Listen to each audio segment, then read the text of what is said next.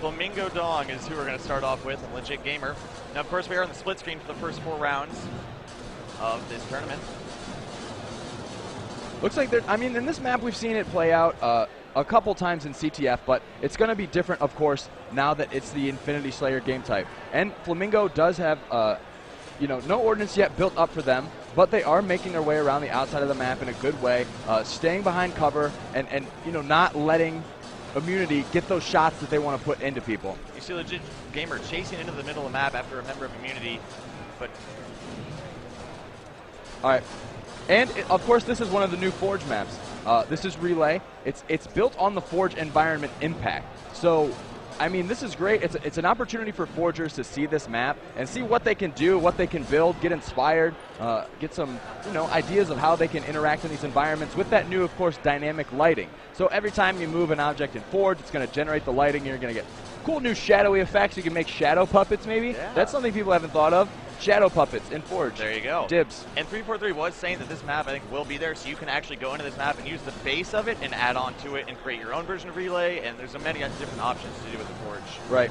And, I mean, dead on sight here, probably just a little bit of the jitters playing against a big team like Immunity, who have obviously been a well-practiced team. They got matches in yesterday. They've been in this main stage environment before. So, yeah, it's good to see them, you know, getting this opportunity. Of course, you know, a little bit scared, as I'm sure I would be. Yeah, I mean, I think everybody, especially if it's your first time on the main stage, you get really scared, and it's pretty hard to do, but it's all right. We're going to jump on board with Immunity's point of view with Heff and Ogre 1 on our screen. All right, and I really want to stay with them and see how they're playing on this Relay Infinity Slayer map, because we saw the metagame almost shift last night when they were playing Western Wolves. And Ogre 1 now calling in. He's got his Infinity drops, getting the assassination there. Gonna curb stomp him.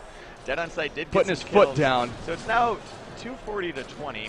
But it's all right. And I want to see Ogre 1 call in this railgun. That's something we haven't seen a lot. It's really a skill-based weapon to use. It's like a mini laser, if you will. I mean, I guess. It is. It has got that charge feature, and he calls it in. Let's go. Let's see if he can get some sick kills with this. And getting kills with this is so satisfying. It's got this really nice delay effect where you kind of wait and tense up to see if you hit your shot. Then if you land it, the other guy just goes flying from this huge physical just, like, impact to his chest. And then shoots out a huge burst. It's really cool to see. Let's see if Ogre 1 can get some kills with his. Half up top. Though, yeah, at the same detonator. time. Sticky detonating. He's going to spawn in. I bet he man cannons. I would man cannon. I love the man cannon. Because you're a noob. Yo, he should do it right now, though. Ogre 1 pretty silent with this railgun there. Not a lot coming out from there. You hyped him up too much. I know. I shouldn't have done that. Now he got Looks scared. like, oh, I thought he was going to go for the assassination there. Ogre 1, of course, on the bottom screen. And then Flamingo just popping back out and landing on that grenade. Ogre 1 just such a practice player, such a veteran of the game, you know. They're just a well-practiced team. And remember, Ogre 1 figured out what I was saying on Thursday. The railgun, you can't zoom in to shoot, but if you start charging it up and then zoom in, you're able to shoot while zoomed in. And obviously, Ogre 1 figured that out because I just saw him do it. Yeah, Heff picking up a snipe kill on the top screen there. Now have a 380 points as he cleans up that headshot in the bottom ring. Gonna jetpack up. Jetpack proving extremely useful. Getting the jetpack snipes, unable to connect on the second body shot, and now he's taking fire from, it looks like, the middle. He's having a little bit of trouble distinguishing that himself, and he's eventually taken out there. Ogre 1 does pick up the kill on that, though. As we switch on board with Voltage and Immunity, both rocking the DMRs. And Voltage was someone who's just been great just slaying-wise. Seen a lot out of him yesterday. Had some really big games, some really clutch plays. Ogre 1 now weak, so Voltage probably going to look to sort of watch his back and watch his flanks to make sure that he stays alive. Now, what we've seen a lot on this map is a lot of the teams stick around the outer perimeter and kind of just team shoot into the middle of the map, but it looks like Immunity doing a great job of just kind of running around one side of the map, sticking somewhat in the middle, but they run around the map together, which is working out really well for them.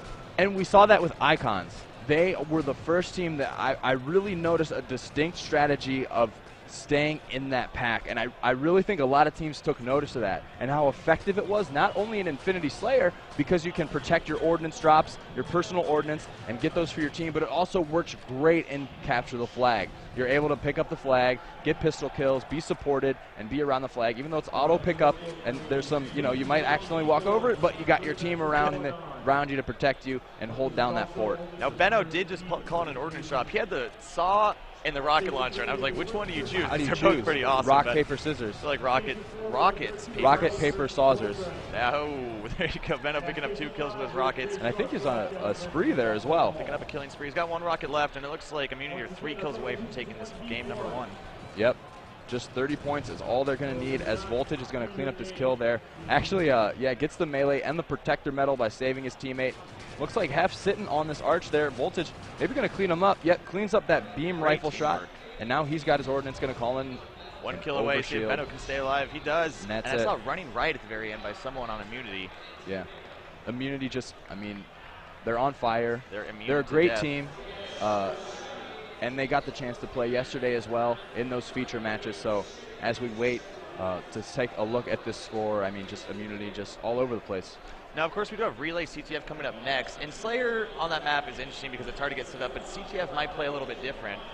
You know, we'll see if DemaSaya can hold it together a little bit more on flag. Checking out the stats. Voltage going 19-2. Ogre won 15-0. I think that's the first perfection we've also seen on stream. Yeah, give it up for Ogre 1. Pretty good stats.